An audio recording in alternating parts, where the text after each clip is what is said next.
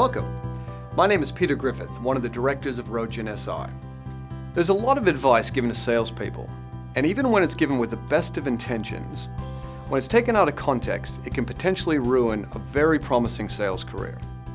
Today we look at some of that advice, starting with one of the most famous quotes.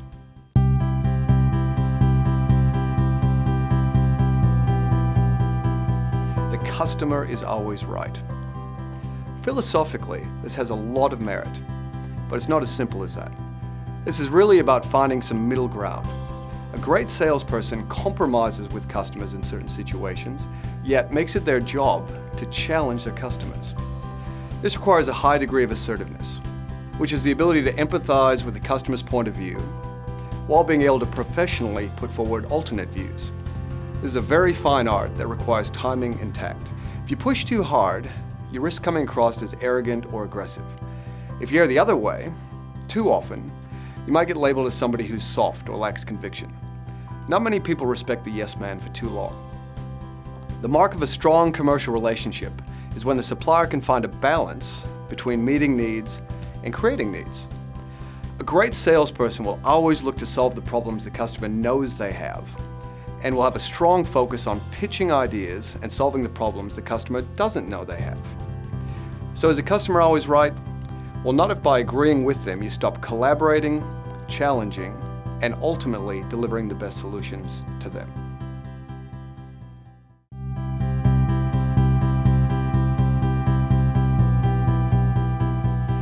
It's a numbers game.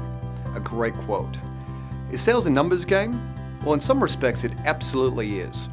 The problem occurs when salespeople start believing that the quantity of activity is the singular key to their success.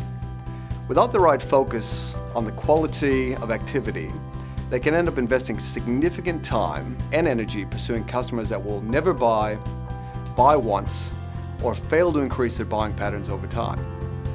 On the flip side, I've seen plenty of salespeople who target a ridiculously small number of attractive big fish and spend most of their time trying to land one of these.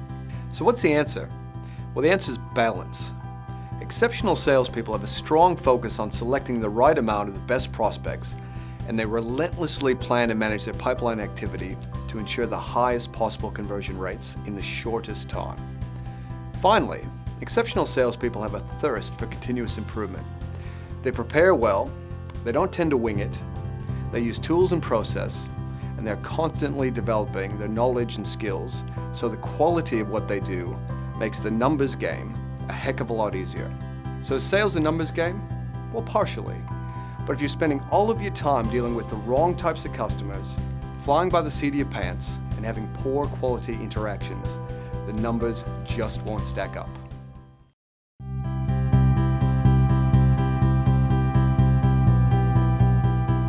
The gift of the gab. A great one. It's hard to believe, but in this advanced era of selling, I still hear this phrase uttered when people are encouraged to get into sales.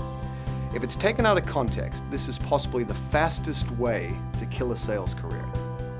A lot of people are great with the spray and pray, which is throwing everything at the customer and hoping that something sticks. When I started out in sales, I'm not sure I asked a single question or even stopped to draw breath on some occasions.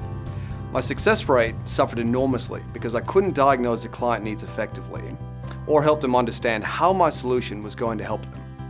The fundamental problem was my level of listening. This was killing my understanding and relationships. Listening was, and still is, a very tough skill to master, but has enhanced my professional and personal relationships in a very, very real way. The funny thing was, the less I talked, and instead listened and asked more questions, the more compelling my gift of the gab became. Concepts like consultative selling have been around for ages, yet the single biggest gap for most people is the listening. Getting out of their own heads and genuinely focused on the customer. Not just what they want, but why they want it. So in my experience, the gift of the gab is significantly enhanced if we can master the mental skill of listening and balance this with a genuine interest in the customer.